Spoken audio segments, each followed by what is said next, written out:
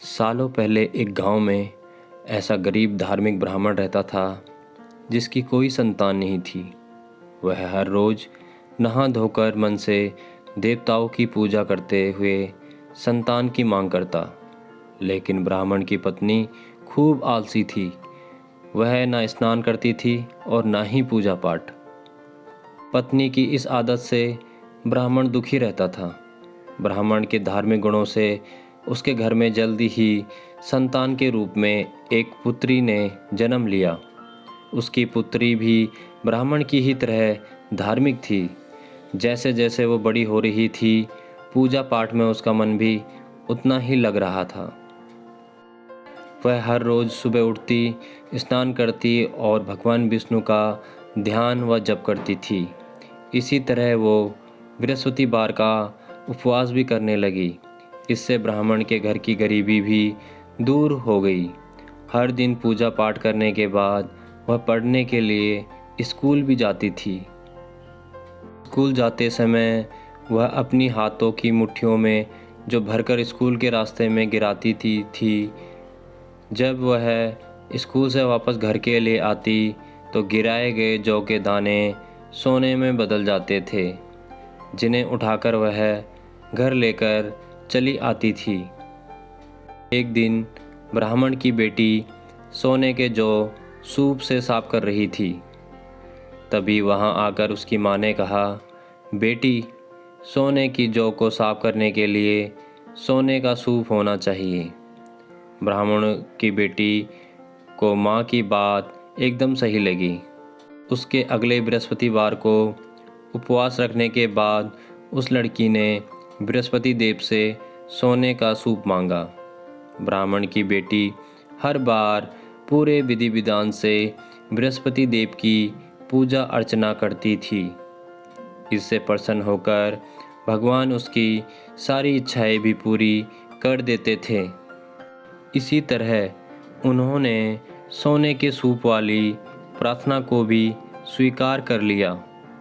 अगले दिन हर रोज़ की तरह ब्राह्मण की बेटी पूजा पाठ करके स्कूल गई और रास्ते में जौ के दाने बोते हुए गई। वापस आते समय जब वह जौ के दाने बिन रही थी तो उसे सोने का सूप भी मिल गया। सोने का सूप लेकर वह घर आई, जिससे उसने सोने के जौ साफ किए। एक दिन इसी तरह ब्राह्मण की बेटी घर के बाहर बैठकर सोने के जौ को सोने के सूप से साफ कर रही थी। तभी उसके घर के सामने से एक राजकुमार गुजर रहा था।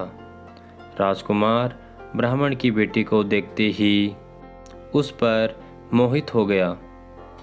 जब वह अपने महल पहुंचा तो ब्राह्मण की बेटी के मुंह में उसने खाना पीना त्याग दिया। जब राजा को यह बात पता चली तो उन्होंने राजकुमार से इसका कारण पूछा। राजकुमार ने अपने दिल का सारा हाल राजा को बताया। अगले ही दिन राजा अपने मंत्री के साथ ब्राह्मण के घर गया और ब्राह्मण के सामने उसकी बेटी का विवाह अपने राजकुमार से करवाने का प्रस्ताव रखा। राजा का प्रस्ताव सुनकर ब्राह्मण काफ़ी खुश हो गया। उसने तुरंत ही विवाह के लिए हाँ कर दी। कुछ ही दिनों में राजकुमार और ब्राह्मण की बेटी की शादी हो गई। इधर ब्राह्मण की बेटी शादी होने के बाद अपने ससुराल चली गई। उधर ब्राह्मण फिर से गरीब होने लगा। उसके बुरे दिन दोबारा वापस आ गए। एक दिन ब्राह्मण अपनी बेटी से मिलने के लिए उसके ससुराल गया। पिता की हालत देखकर उसने बहुत सारा धन देकर ब्राह्मण को विदा किया।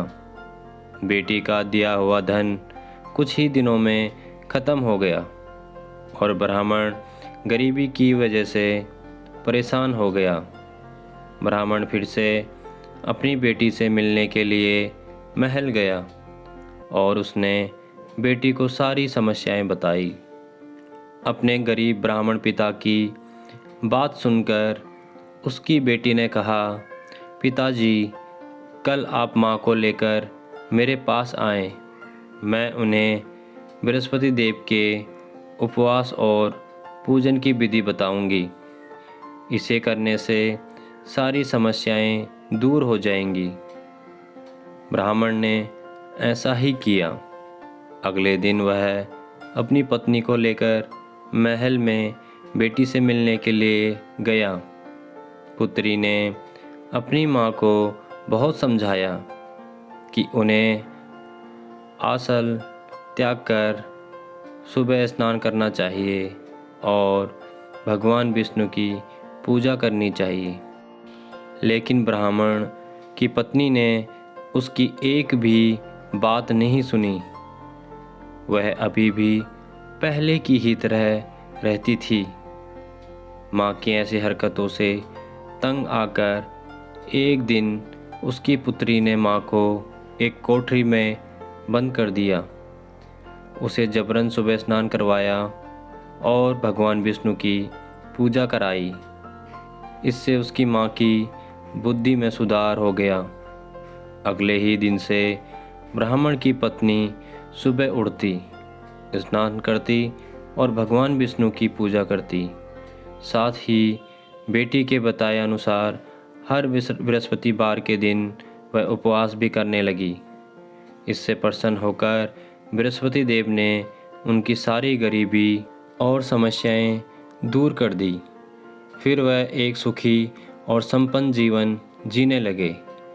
इस व्रत के प्रभाव से मृत्यु के बाद ब्राह्मण और उसकी पत्नी को स्वर्ग का द्वार भी मिला। दोस्तों, आपको ये कथा कैसी लगी? अच्छी लगी हो तो वीडियो को लाइक करें और चैनल को सब्सक्राइब करें।